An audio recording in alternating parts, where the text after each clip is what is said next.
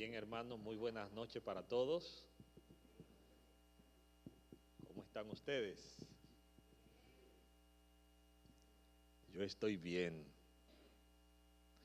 Muy bien, de verdad, hermano, me siento muy bien. Me hubiera sentido mejor si mi esposa y mis dos hijos me hubieran acompañado. Fueron al dentista y entonces, pues, aún yo fui, pero no sé qué me pasó a mí, que pude venir sin ningún inconveniente, pero estamos muy felices de poder estar aquí en este lugar, la casa de Dios, un lugar donde Dios, cada vez que sus hijos nos reunimos en este lugar, Él dice, ahí voy a estar yo para darle mi bendición. Dice su palabra, donde quiera que hayan dos o tres en mi nombre, allí estaré yo para dar mi bendición. Así que siempre que venimos a este lugar, venimos a recibir la bendición de nuestro Señor. Cuando venimos a este lugar, a estas cuatro paredes, Dios se siente comprometido con su palabra y hacer realidad lo que ha prometido. David decía, por ejemplo, yo me alegraba con lo que decían, a la casa de Jehová iremos. David decía, porque es mejor un día en la casa de Dios que 1000 fuera de ella. Siempre es una bendición estar en este lugar maravilloso. Cada día de estos 10 días de oración habíamos dicho que su enfoque principal, el personaje que íbamos nosotros a analizar, tenía que ver con David, un personaje bien pintoresco de la Biblia, un personaje que el mismo Señor llegó a considerar que él tenía el corazón conforme al corazón de Dios. Y entonces en David vamos a mirar algunos aspectos ya en los pocos días que nos restan. Vamos a mirar algunos puntos importantes en la vida de David. Habíamos dicho que David, Dios lo sacó detrás de las ovejas, y de las ovejas, detrás de las ovejas, de cuidar las ovejas, habíamos dicho que Dios lo tomó de la mano y lo llevó al palacio.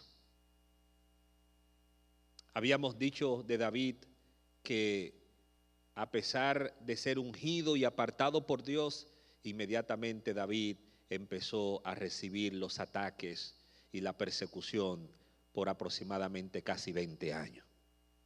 Pero habíamos dicho que David, a pesar de ser perseguido, nunca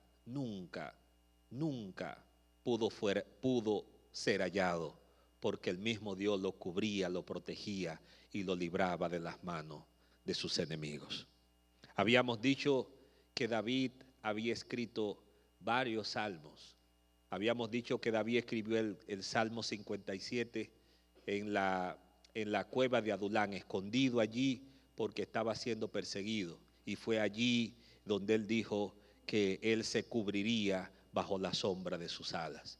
Pero habíamos dicho que David escribió el Salmo 17 cuando estaba siendo perseguido en el desierto y ya rodeado por Saúl y por sus ejércitos que acompañaban a Saúl para destruir a David.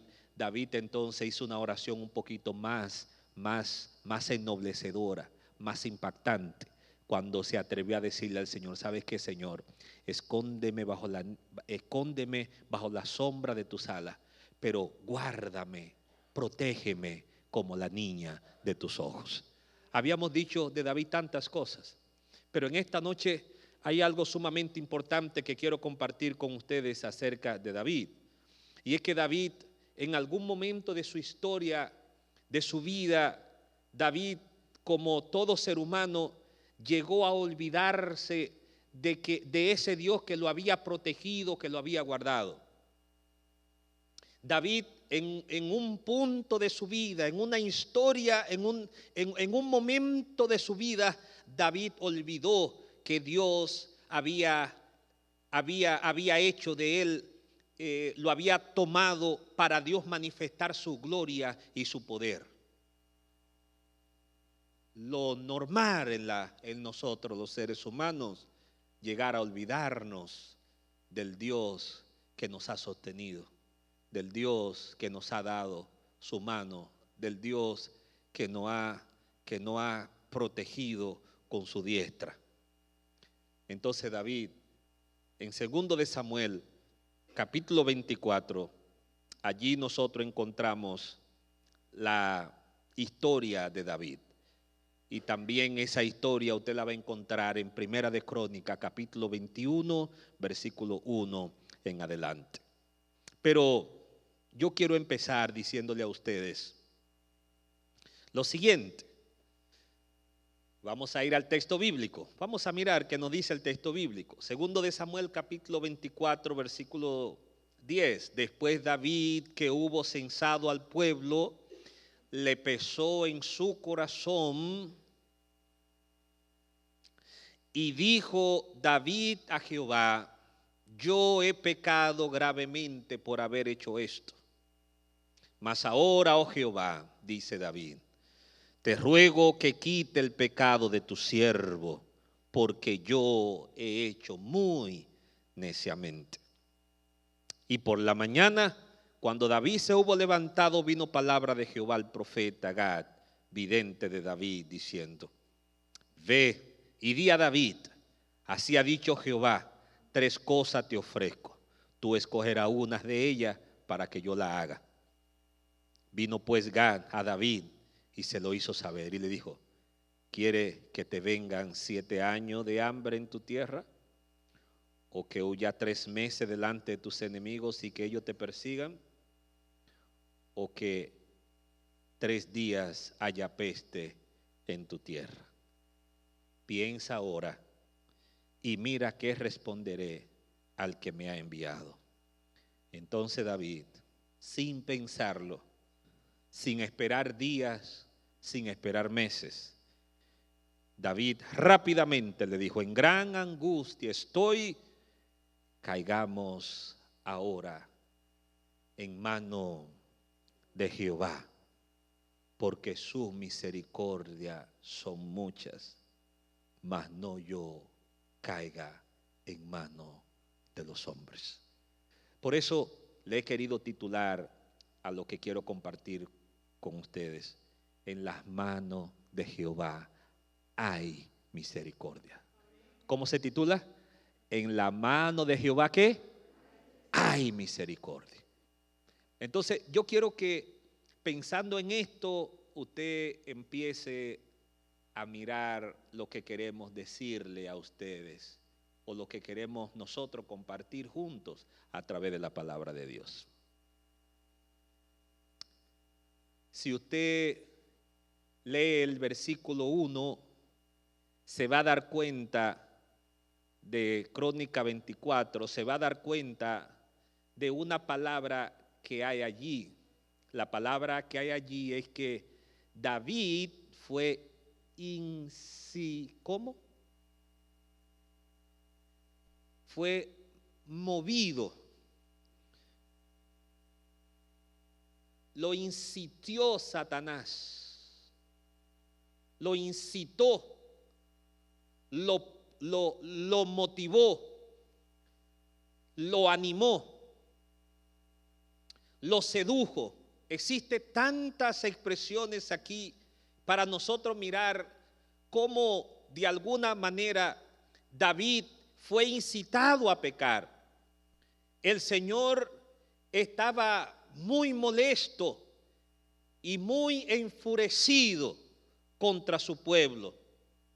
Él permitió que Satanás incite a David a pecar.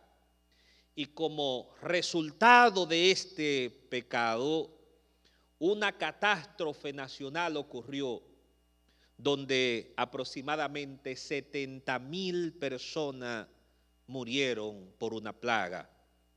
Lo lindo es que la historia no termina aquí, sino que David recibe la orden de parte de Dios que para que se detenga la mortandad, se detenga la muerte que se estaba llevando a cabo, entonces el Señor le dice a David, David tiene que hacer algo porque hay un ángel que está con la espada en las manos entre el cielo y la tierra. Donde el ángel del juicio estuvo parado con una espada desenvainada, según Primera de Crónicas capítulo 21, versículo 16. Ese lugar donde estaba el ángel precisamente parado en la era de Ornán, era exactamente el lugar donde Abraham iba a sacrificar a su hijo Isaac, según Génesis capítulo 22, versículos 11 y 12. Y fue allí, en ese mismo lugar, en la era de Ornán, donde estaba el ángel con la espada en las manos. Era allí donde exactamente el ángel escuchó, el Señor escuchó el sacrificio que Abraham iba a hacer, y fue el ángel que le dijo a Abraham, por favor, no le haga nada al niño. El Señor le ordena al ángel que interrumpa el castigo.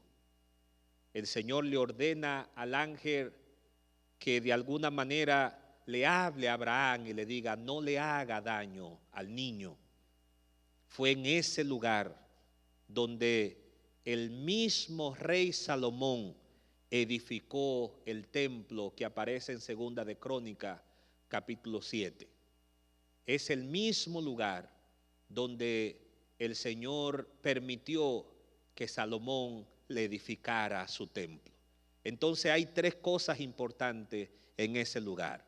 En ese lugar, número uno, fue el lugar donde por alguna razón el Señor le dijo a David, por favor David, corre en medio de la mortandad, en medio de la muerte que estaba ocurriendo allí. Fue ese lugar donde el Señor le dijo a David, corre por favor y hazme un altar en ese lugar, y en ese mismo instante donde estaba el ángel se detuvo la mortandad.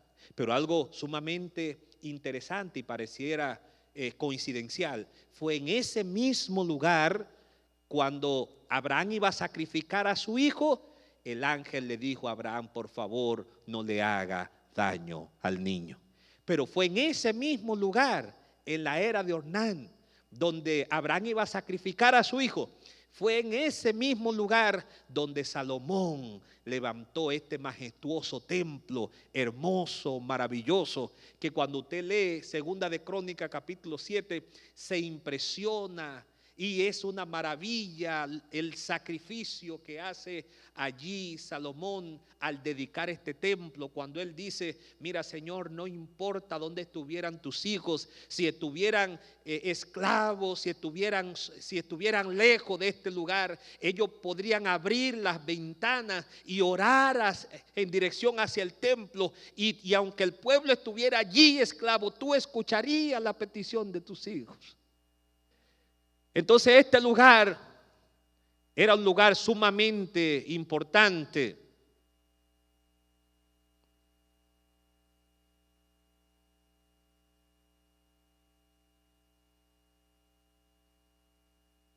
No era cualquier lugar, era un lugar sumamente especial, sumamente extraordinario. Pero, ¿qué fue lo que ocurrió? ¿Qué fue lo que hizo David que provocó esta situación? ¿Cuál fue el problema?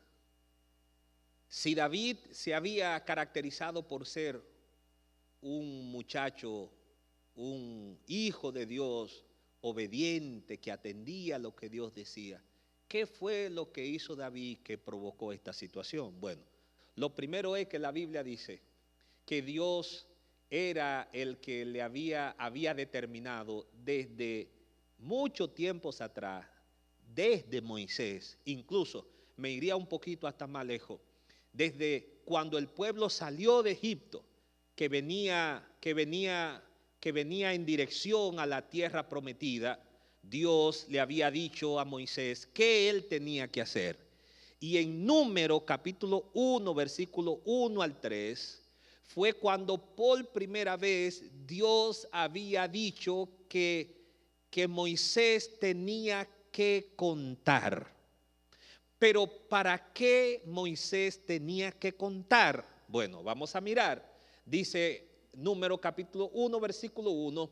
Habló Jehová a Moisés en el desierto de Sinaí, en el tabernáculo de reunión, en el primer día del mes segundo, en el segundo año de su salida de la tierra de Egipto, diciendo, versículo 2, mire allí que dice, versículo 2, tomad el censo de toda ¿qué?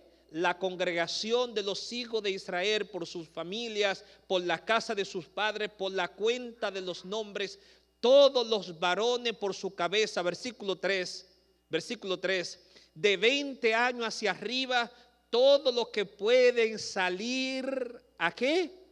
A la guerra en Israel, los contaréis tú y quién, y Aarón por sus ejércitos. O sea, ¿cuál era el propósito del censo? La guerra. ¿Cuál era el propósito principal que tenía el censo?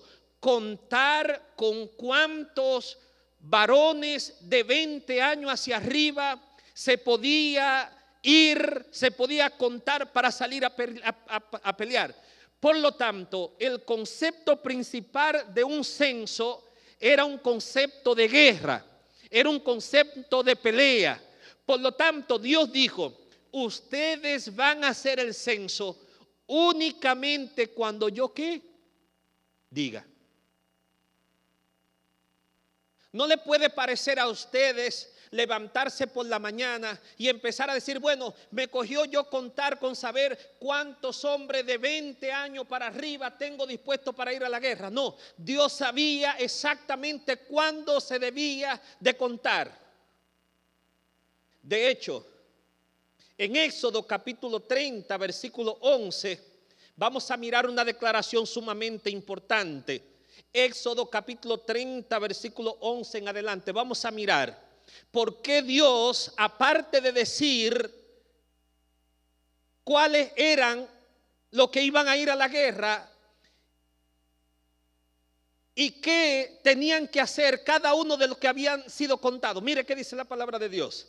Dice la palabra de Dios, y habló también Jehová a Moisés diciendo, versículo 12, cuando tome el número de los hijos de Israel, conforme a la cuenta de ellos, cada uno dará a Jehová el rescate de su persona, cuando los cuente, para que no haya en ellos ¿qué?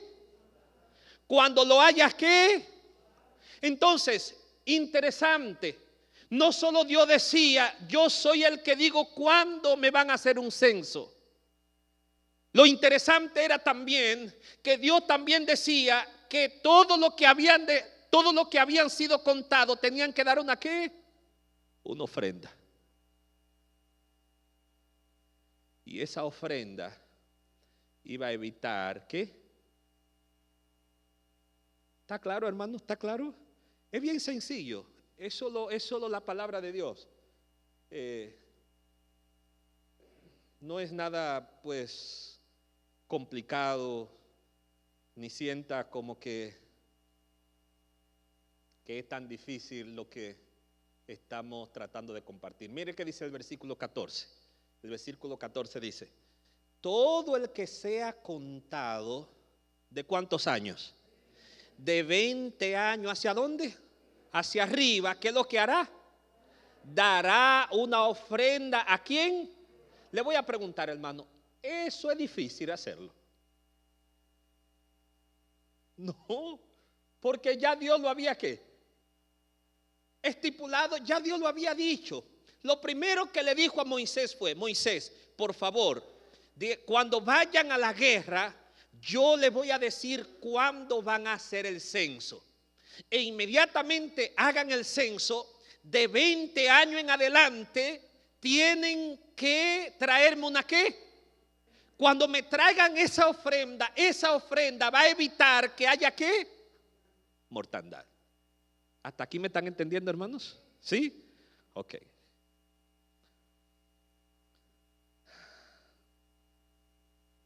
Sin embargo, debo de decir que hay ocasiones que los motivos de una persona pueden convertir a las acciones legales en obras pecaminosas. ¿Está claro eso? O sea, hay personas que por su inclinación egoísta, de alguna manera pueden convertir algo que ya Dios ha determinado en algo pues pecaminoso, en algo que no se necesita que Dios se moleste. Simple y llanamente esperar hacerlo como Él así lo ha establecido. Este fue el caso de David cuando decidió contar a los israelitas en la última parte de su reino. Dios no mandó que se hiciera un censo, ni tampoco David lo instigó por una causa noble. En cambio, la Biblia implica que las intenciones de David fueron deshonrosas, número 1, número 2, imprudente, y número 3, pecaminosa, número 4, altanera, número 5, arrogante, número 6, David se creía que en ese momento él no necesitaba escuchar la voz de Dios. Mi pregunta sería, ¿acaso no fue este hombre que cuando Saúl por alguna razón desobedeció a Dios, acaso no fue este hombre que le dijo Dios al profeta, búscame a un varón conforme a mi corazón que me obedezca?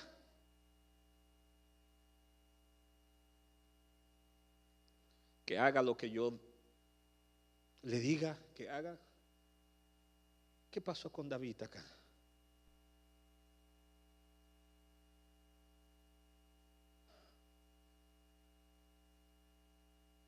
¿Qué pasó con David acá? ¿Qué pasó con David acá? De verdad, personalmente, Betty, me he sentado a analizar, a pensar, digo, ¿cómo es que una gente se puede olvidar tan fácil de cómo Dios lo ha guiado? ¿De dónde Dios sacó a David? ¿De dónde lo sacó? Estaba en las montañas bregando con ovejas. Incluso ni su propio papá ni su propia mamá tenían un concepto agradable de él. Porque cuando trajeron al primogénito, el mismo profeta Samuel iba a ir corriendo porque dijo, este sí es fuerte, este sí es hermoso, este sí es grande, estoy delante de la presencia del rey. Y el mismo Señor tuvo que hablarle al profeta y susurrarle por los oídos, espérese, usted va muy de rápido, espérese. ¿Acaso usted y yo no hicimos un trato? Que usted iba a hacer exactamente lo que yo le dijera, usted iba a ungir exactamente a quien yo le dijera que ungiera.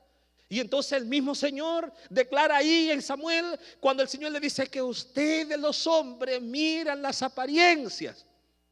Es que ustedes los hombres son engañados por las apariencias, pero yo juzgo las intenciones del corazón.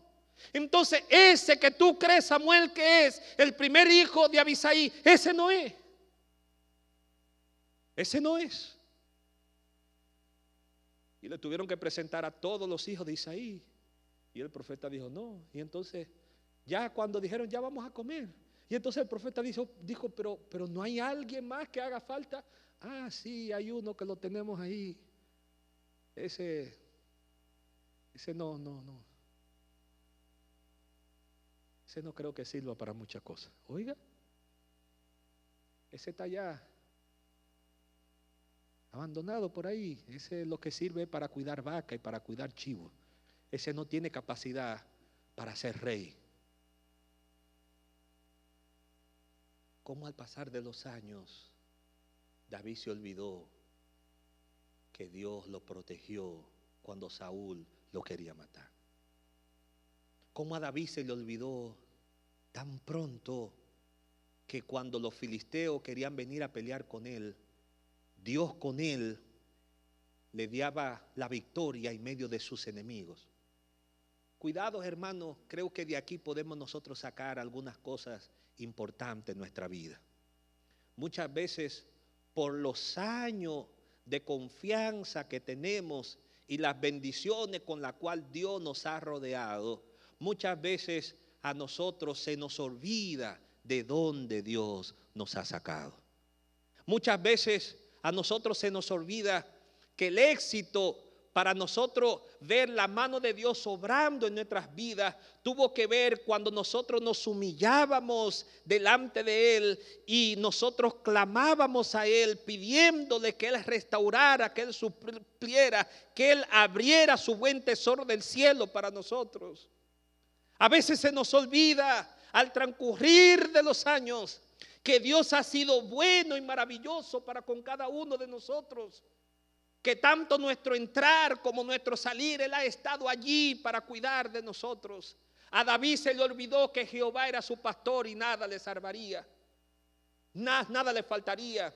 A David se le olvidó lo que él escribió en el Salmo 91, que el que habita bajo el abrigo del Altísimo morará bajo la sombra del Omnipotente. A David se le olvidó lo que él escribió en el Salmo 27, que aunque su padre y su madre lo abandonen, con todo eso Jehová lo iba a recoger. A David se le olvidó tener a Jehová como su amparo y su fortaleza. A David se le olvidó el Salmo 119.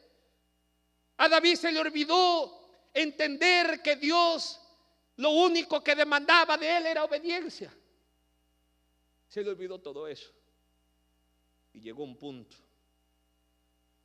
donde David se deja incitar. ¿Qué se deja David? Incitar. Y yo quise buscar esta palabra en el original y es la palabra hebrea wayaset. ¿Cuál es la palabra hebrea? Wayaset, que quiere decir incitar para contradecir. ¿Cómo es wayaset? ¿Qué es wayaset? Incitar ¿para qué? Para contradecir o para desobedecer. O sea, por ello, cuando usted mira Primera de Crónica dice, capítulo 21, versículo 1 dice, que Satanás fue el que se levantó contra Israel. ¿Cómo fue? Satanás se levantó ¿contra quién? Contra Israel. Fíjese que Satanás no se levantó contra David. Satanás se levantó contra Israel e incitó a David ¿a qué? A hacer el censo. Y es interesante. Ustedes me van a perdonar, pero bueno, como quizás me tuvo que tomar un poquito de año poder estudiar un poquitito más un poquitito más de lo normal la palabra de Dios, porque tampoco no hay forma de usted en 4 años poder entender todo lo que la Biblia dice. Pero quise analizar un poquitito porque para mí también era interesante. Yo quería saber cómo es que David, cómo fue que Satanás incitó al pueblo de Israel. ¿Cómo fue que Satanás motivó al pueblo de Israel? ¿Quién era que estaba gobernando? ¿Era el pueblo de Israel o era David al pueblo de Israel? ¿Quién era que estaba gobernando? Sin embargo, hermanos, para su noticia, el pueblo de Israel había caído en 2 pecados capitales. Número 1, ¿ustedes recuerdan la rebelión de Absalón? Cuando Absalón se rebeló, que el pueblo se dividió, un grupo obedecía a lo que decía Absalón y otro grupo obedecía a David. Entonces el pueblo había decidido de manera abierta no estar bajo el estandarte ¿de quién? De Dios.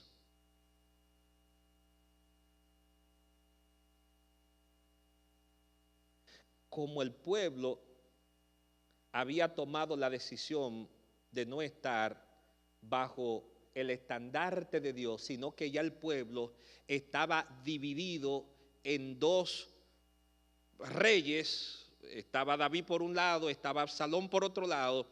Entonces Satanás aprovechó esa oportunidad. ¿Me doy a entender?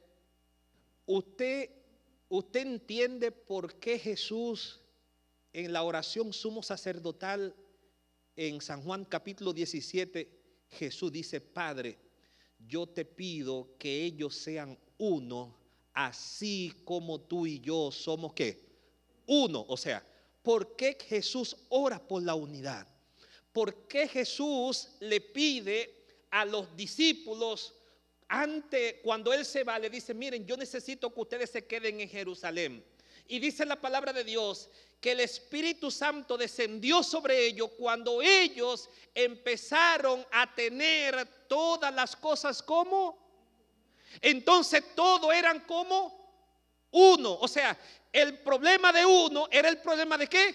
De otro. Hasta que no hubiera esa unidad, el Espíritu Santo no podía ¿qué? Descender.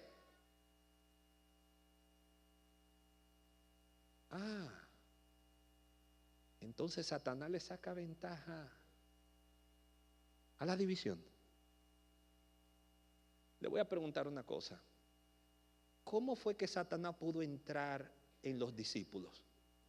¿Ustedes recuerdan cuando Pedro le aconseja a Jesús y le dice a Jesús: mira, pero ¿cómo es eso que tú vas a morir en la cruz del Calvario? No, eso tal cosa que nunca te ocurra. ¿Por qué Satanás pudo meterse? ¿Por qué Satanás pudo entrarse en el círculo de los apóstoles? Pero vamos a analizar un poquitito, solo un poquitito. No me voy a tomar mucho tiempo para analizar con ustedes, solo un poquitito. ¿Qué quería Pedro, Jacobo y Juan? Por ejemplo, ¿recuerdan ustedes cuando la mamá de Salomé, la mamá de Juan, viene y le dice: mira, yo quiero que tú me pongas un hijo mío ¿a qué? ¿Y el otro qué? A la izquierda. Pregunto, ¿cuál era el apellido que tenía Juan? Boanerges, ¿el hijo de qué? Del trueno. Judas, ¿qué era? Judas, ¿qué era? Judas, ¿qué era? El tesorero. ¿Y qué hacía con lo que había en la bolsa? ¿Qué hacía? Entonces, en medio de los 12, ¿qué había ahí? ¿Y quién entraba ahí? Si había pecado en medio de los 12, entonces ese era el lugar para Satanás ¿qué? Y la pregunta sería: pero Jesús no estaba ahí. ¿Y por qué Jesús no impedía que Satanás no entrara? Vamos a pensar un poco, no me dejen nada más a mí el sermón. Vamos a pensar un poquitito. O sea, lo que quiero decirle a ustedes: el pueblo de Israel era el especial tesoro de Dios. Dios lo había escogido. Y le dijo Dios en una ocasión a uno de sus profetas: miren, yo no lo elegí a ustedes porque ustedes fueran mejores que las demás naciones. Simple y llanamente yo sentí amor por ustedes. Pero para yo habitar en medio de ustedes, ustedes tienen que vivir en obediencia. Para yo poder derramar mis bendiciones en medio de ustedes, ustedes tienen que vivir conforme a mi palabra. Si no viven conforme a mi palabra, entonces Satanás se va a meter. Yo no le puedo impedir que no se meta si hay pecado.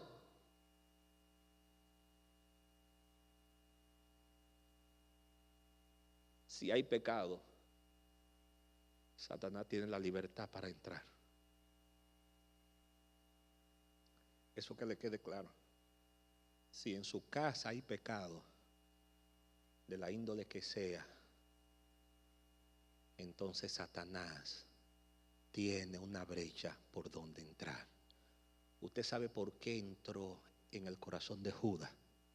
¿Sabe por qué entró? Porque Judas estaba en pecado. Usted sabe por qué entró a la vida de Pedro y Jesús tuvo que decirle: apártate de mí, Satanás. ¿Sabe por qué? Porque en la vida de Pedro había ¿qué? Pecado. ¿Por qué entró ¿Por qué incitó a David? ¿Por qué motivó a David? ¿Por qué Satanás incitó a David para destruir al pueblo?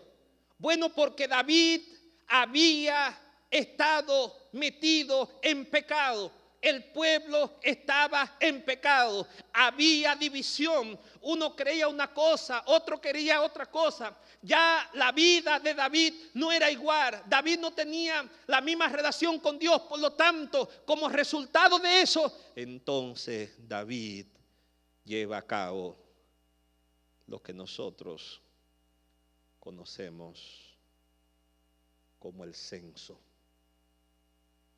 Y el censo, hermanos, tenía mucho que ver con una actitud irrespetuosa. Número uno, David, lo primero que hizo fue que contó cuando Dios dijo que no tenía que contar, hacer el censo. Número dos, cuando se contó, David no permitió que los de 20 años hacia arriba trajeran la ofrenda. Por lo tanto, como estaba ese desastre en medio del pueblo, entonces Dios dijo, ya aquí lo único que hace falta es que venga la consecuencia de sus ¿qué? De sus pecados. Pregunto, ¿fue Dios el causante principal, el originador de esta desgracia en el pueblo de Israel? ¿Estamos claros ahora, hermanos? Porque yo he escuchado personas que al primero que empiezan a victimizar es a David. No, David es el primero que le tenían que llevar la cabeza era David. Al primero que tenían que matar era David. David simple y llanamente fue parte del pecado también que todo el pueblo estaba cometiendo. Por lo tanto, hermanos y hermanas, esta historia que aparece aquí en la palabra de Dios nos hace muy bien a nosotros pensar y a entender que con el pecado no se puede tener ningún tipo de relación. Lo primero que yo le puedo aconsejar a usted es que se aparte lo más que usted pueda del pecado. ¿Por qué? Porque el pecado destruye. ¿Por qué? Porque el pecado crea dolor, sufrimiento. ¿Por qué? Porque el pecado nos aleja de la gracia de Dios. ¿Por qué? Porque el pecado finalmente, su consecuencia final es la muerte.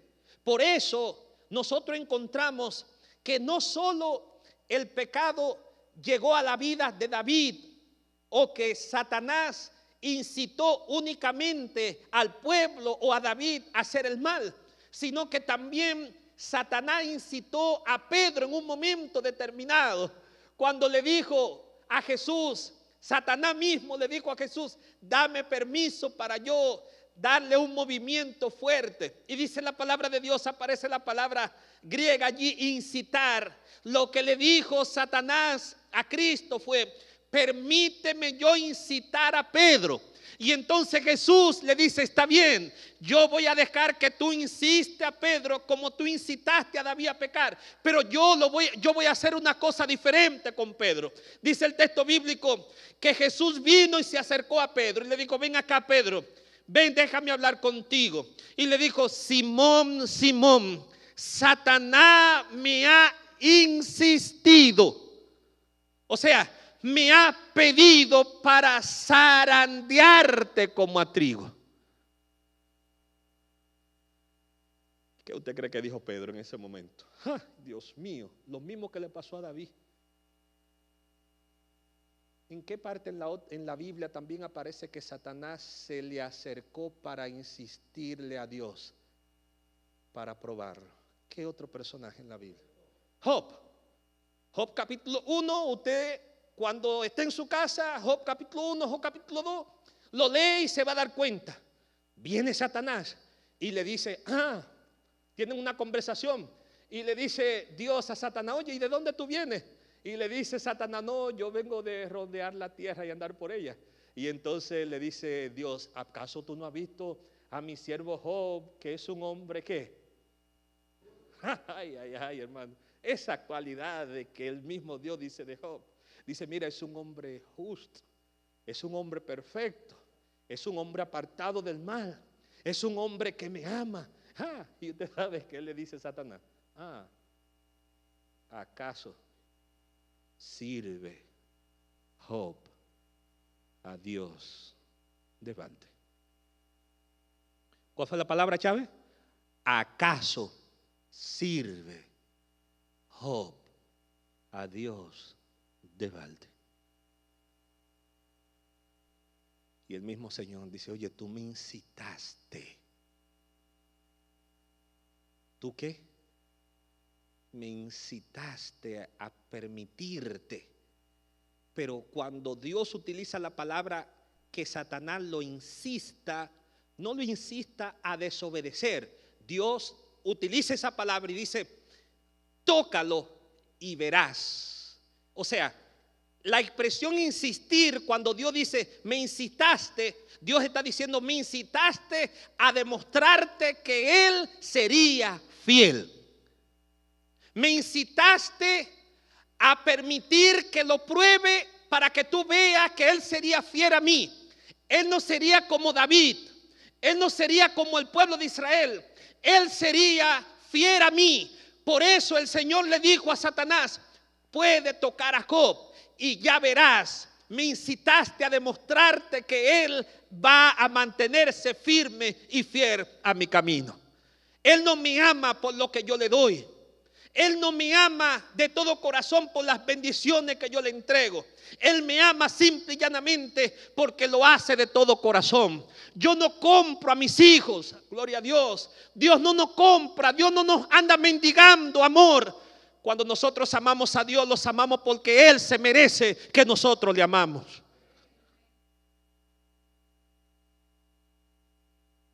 Por eso Jesús,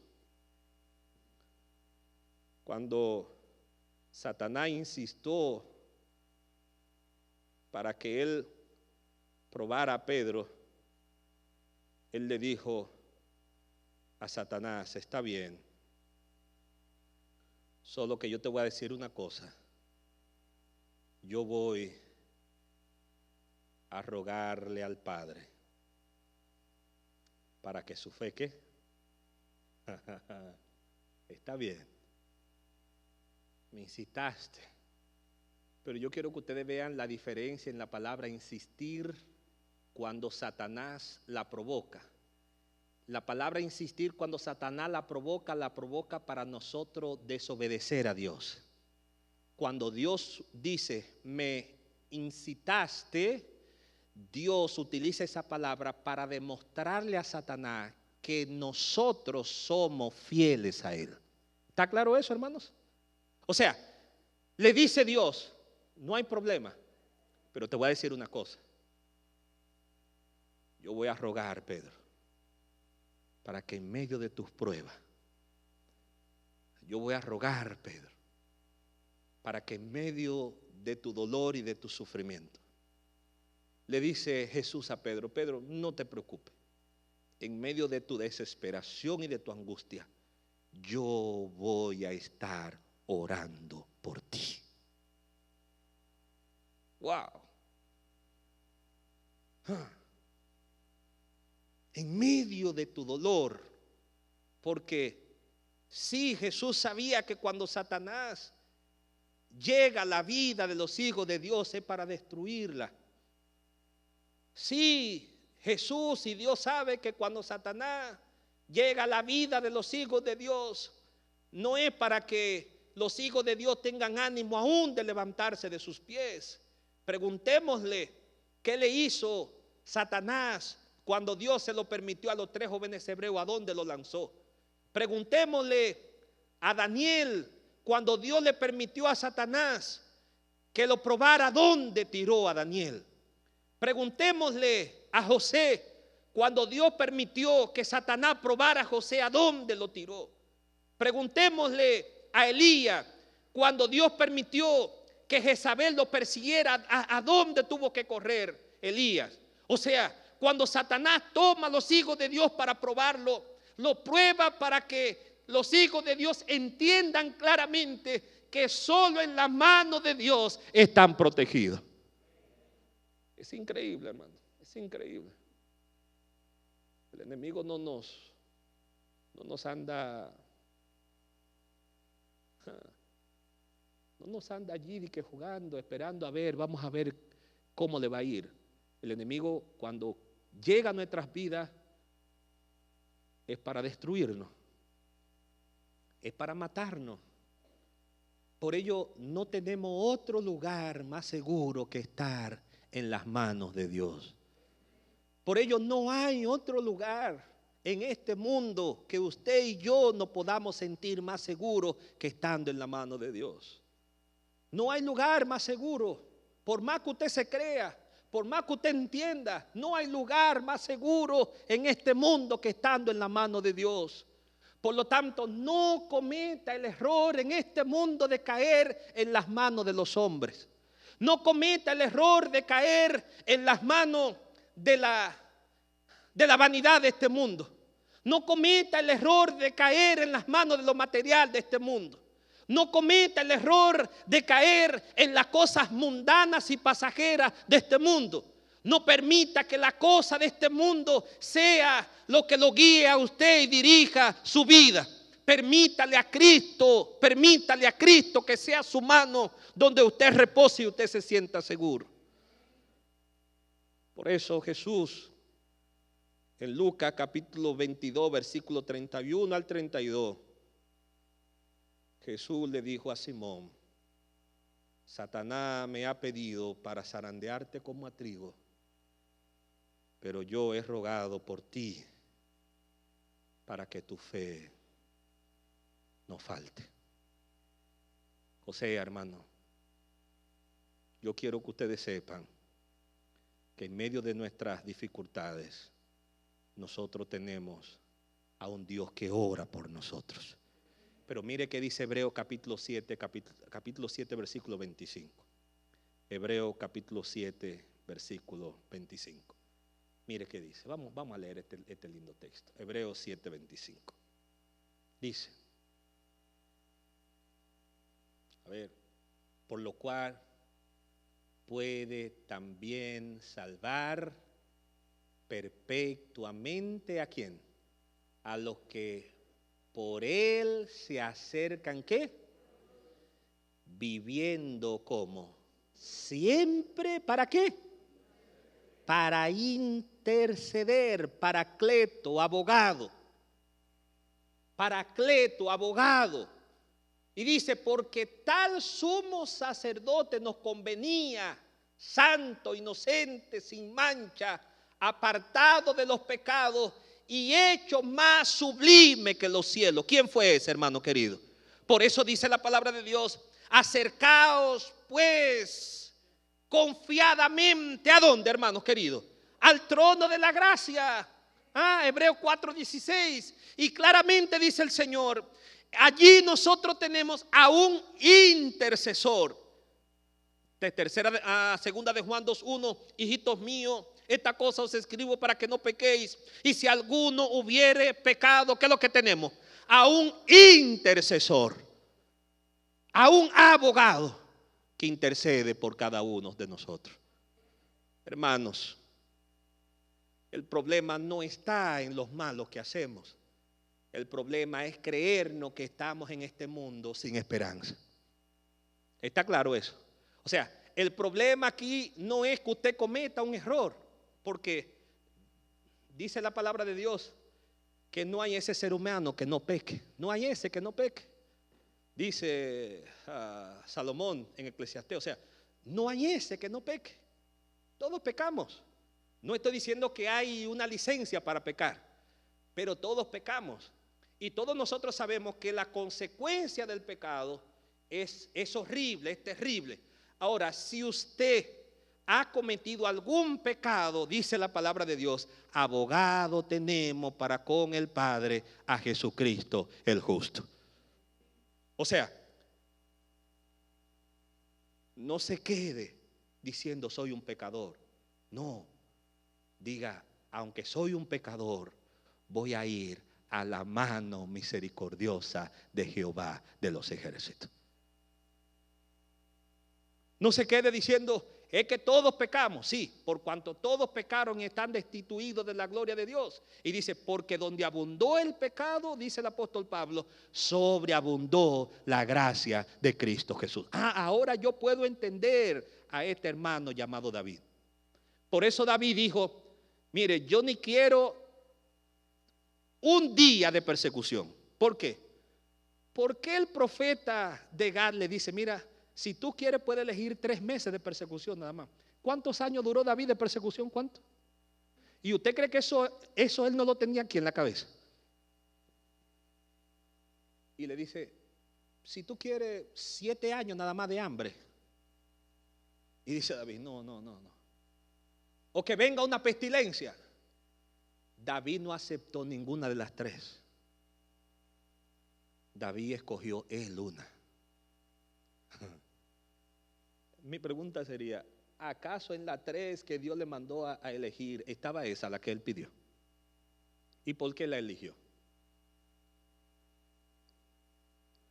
Hermano, David no es tonto.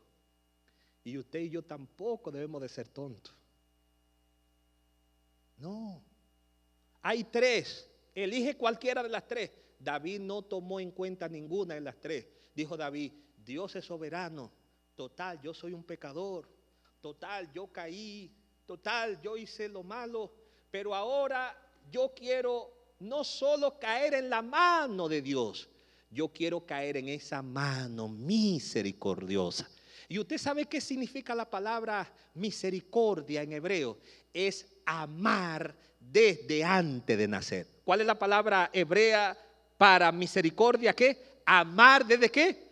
Desde antes de nacer. Entonces David dijo, mira Señor, yo prefiero caer en tus manos y que tu misericordia me alcance. Dijo David, yo necesito Señor que tu misericordia sea conmigo.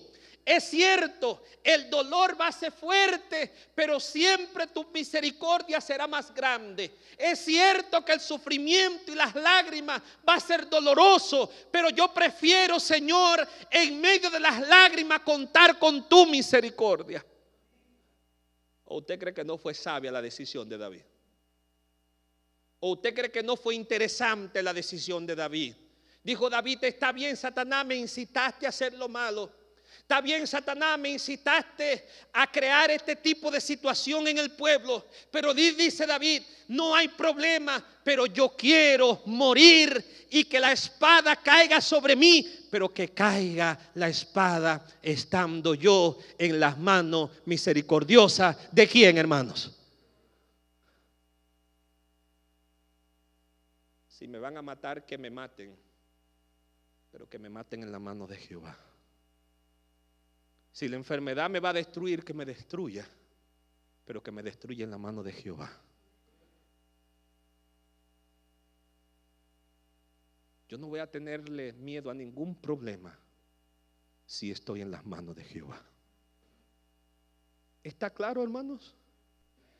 ¿Está claro lo que David está diciendo? David lo que está diciendo, Señor, yo no estoy buscando excusa.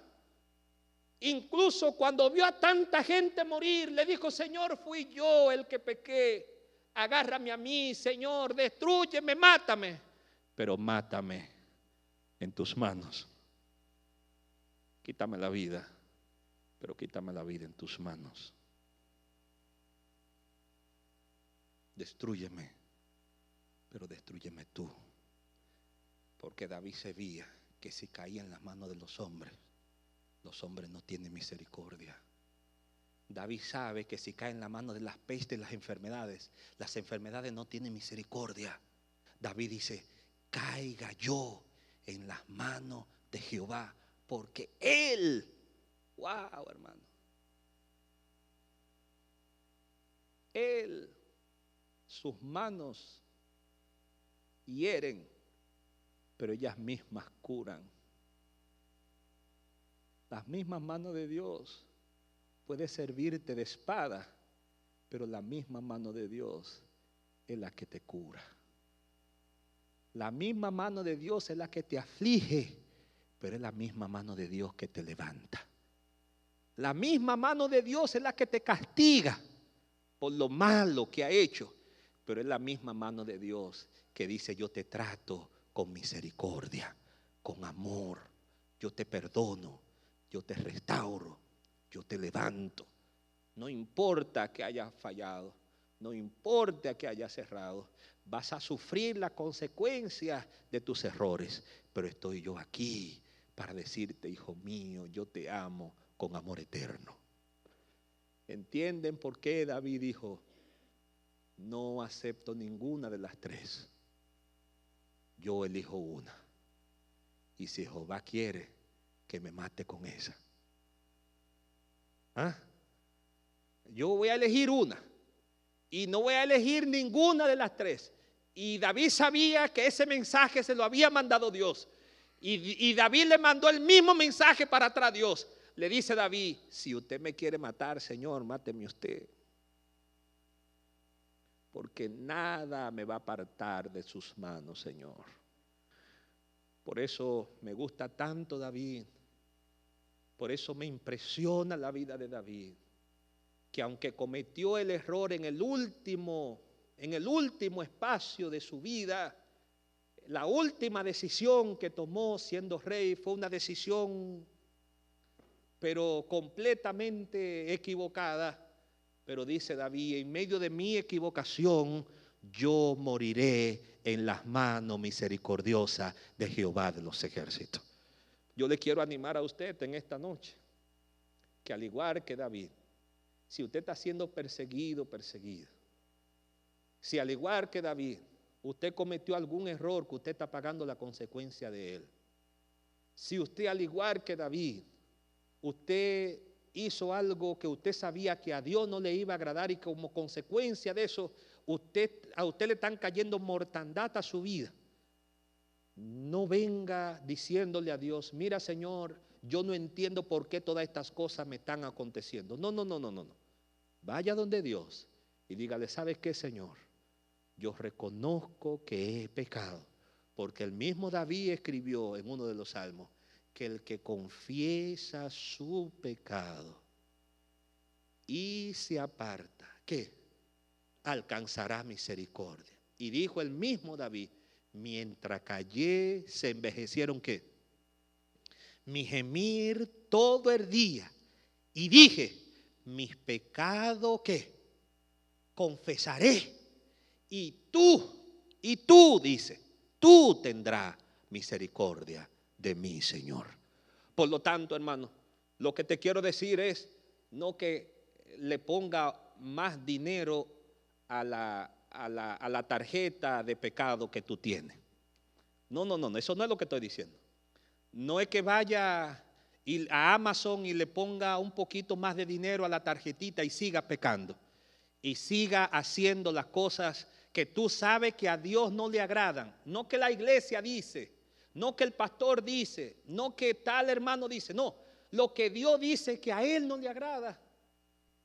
Si a Dios no le agrada que vea pornografía, no vea pornografía. A Dios no le gusta eso.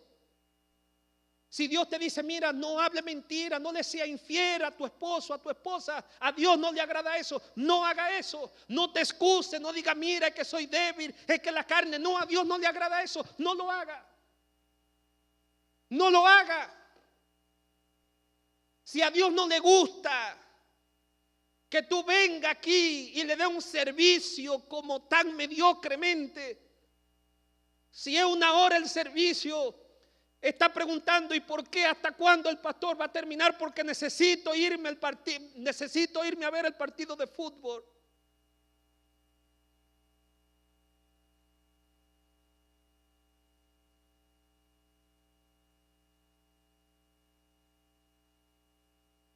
A Dios no le agrada. Si a Dios no le agrada, no lo haga. Tú, si lo hace, no le está haciendo una maldad ni al pastor, ni le está haciendo una maldad ni a la iglesia, ni le está haciendo una maldad a nadie. Te está haciendo tú una propia maldad que te va a destruir. Te va a destruir. Por eso David dijo: yo no elijo ninguna que me va a destruir. Si Dios me quiere destruir, que me destruya a Él, pero yo moriré en sus manos. Y David me gusta porque David dijo: Señor, yo fui el que pequé, perdóname, mátame a mí si me tiene que matar. Señor, quítame la vida a mí si me la tiene que quitar. Pero ellos no han hecho nada. Otra cosa importante: así como nosotros disfrutamos las bendiciones juntos, así también por el pecado de uno la maldición nos cae a todos. ¿Está claro eso, hermanos? Porque nosotros no solo somos una familia por ser una familia. Si yo me pongo a hacer vagabundería por ahí por la calle, y yo como pastor vengo aquí a pararme aquí, ustedes lo pueden tener por seguro que mi maldición, mis pecados, lo alcanzará a ustedes también. Pero también de allá para acá, los pecados de ustedes afecta de igual manera la iglesia, afecta a su familia, afecta a sus amigos, afecta a la iglesia y afecta a todo el mundo. Porque el Señor dice que Él quiere que cada uno de nosotros caminemos en sus manos. Es para Él guiarnos, para Él ayudarnos a nosotros no estar acostumbrados a vivir en la vida de pecado. Por lo tanto, el llamado en esta hora es para que haga lo que hizo David. David le dijo al Señor: Señor, perdóname, ten misericordia de mí. Y es interesante porque dentro de los 70,000 no murió ni un hijo de David. Dentro de los 70,000 no murió David ni ninguna de sus esposas. No murió nadie. ¿Por qué? Porque David se lo dijo claramente antes de que la mortandad empezara: yo me voy a refugiar en las manos misericordiosas ¿de quién? De Jehová. Cuando el ángel empezó a matar, no miró a David. ¿Por qué no miró a David? Porque David había dicho que su misericordia lo iba a sostener. ¿Por qué el ángel no mató a David? Era el rey, era el primero que tenía que matar. Pero él dijo: no, cuando el ángel empiece a matar, que me mate a mí, pero que me mate en las manos misericordiosas de Jehová de los ejércitos. ¿Te gustaría estar en la mano de Jehová de misericordia? ¿Te pondría de pie conmigo, hermanos? Y al igual que David, le pedimos al Señor en esta noche: Señor, ¿sabes qué? Mis pecados son muchos, muchos son mis pecados. Y mis consecuencias pueden llegar ahorita. Pero lo único que te quiero pedir, Señor, es que me permita estar en tus manos misericordiosas.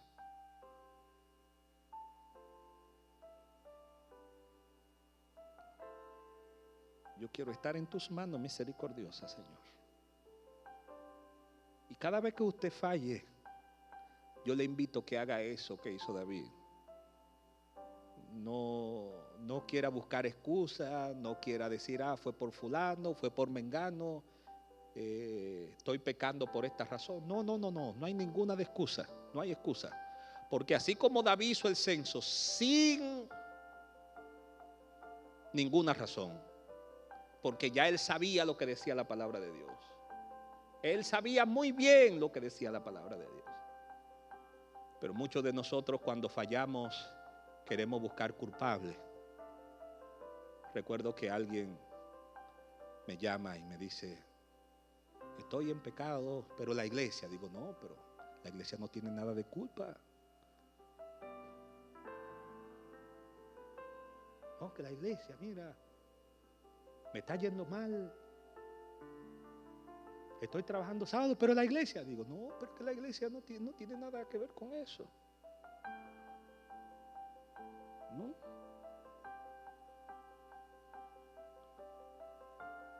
¿O tiene la iglesia que ver con eso? ¿O tiene que ver usted o tengo que ver yo con eso? No. Seamos como David.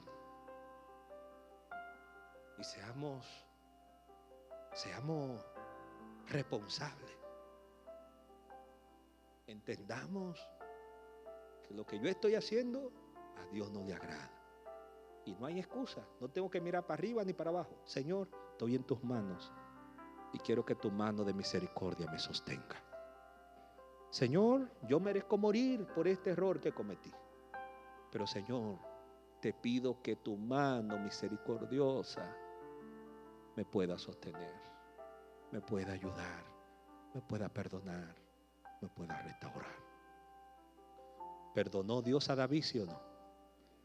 Y nos podrá perdonar a cada uno de nosotros en esta noche. Y todos nosotros, no importa las veces que hayamos cometido un error, aquí está nuestro Dios para poner todos nuestros pecados y lanzarlo en lo más profundo de la mar, y nosotros empezar una vida nueva en Cristo Jesús. Querido Padre, aquí estamos tus hijos, Señor, delante de ti, agradeciéndote porque no merecemos tu amor y tu misericordia, porque probablemente nuestras acciones y actitudes merecen la condenación. Como muchos, Señor, están muriendo por ser desobedientes, por hacer las cosas a su manera. Sin embargo, Señor, nosotros no somos mejores que aquellos que andan en pecado. La única diferencia de nosotros es en esta noche que te estamos diciendo, Señor, que queremos caminar en tus manos misericordiosas. Nosotros merecemos lo mismo que le ocurre al borrachón, que al pecador, porque si estoy en pecado, el pecado tiene que cumplir su objetivo en mí, y es que la paga del pecado es la muerte, Señor. Pero al igual que David, nosotros pecadores en esta noche estamos reconociendo nuestra falta y nuestros errores cometidos. Y lo único que te estamos diciendo, Señor, merecemos la muerte, pero queremos morir en tus manos misericordiosas. Queremos sufrir, pero queremos sufrir la consecuencia de nuestros errores en tus manos misericordiosas. Señor, por lo tanto te queremos pedir en esta hora que tú que intercede por nosotros en el santuario celestial, Jesús, te queremos pedir todos nosotros que perdone todos nuestros pecados. Y te queremos pedir, Señor, que si cualquier cosa no va a ocurrir como consecuencia de nuestra vida desobediente del pasado, te queremos pedir, Señor, que por favor tu misericordia nos alcance a cada uno de nosotros. Señor, muchas gracias, muchas gracias. Muchas gracias por perdonarnos. Muchas gracias por lavarnos. Muchas gracias por orar por nosotros. Muchas gracias por defendernos. Muchas gracias porque diste tu vida para darnos vida eterna. Señor, muchas gracias. Te lo agradecemos en el nombre de Jesús. Amén y amén. Dios le bendiga, hermano. Dios le guarde. Creo que hay un tececito por ahí o un chocolatito, ¿verdad, hermana Lourdes? Sí, ¿verdad? ¿Sí? ¿Sí? Ok. Bien, hermano, hay un chocolate ahí en el departamento de humo y de grasa, en el salón social. Que Dios le bendiga a todos ustedes.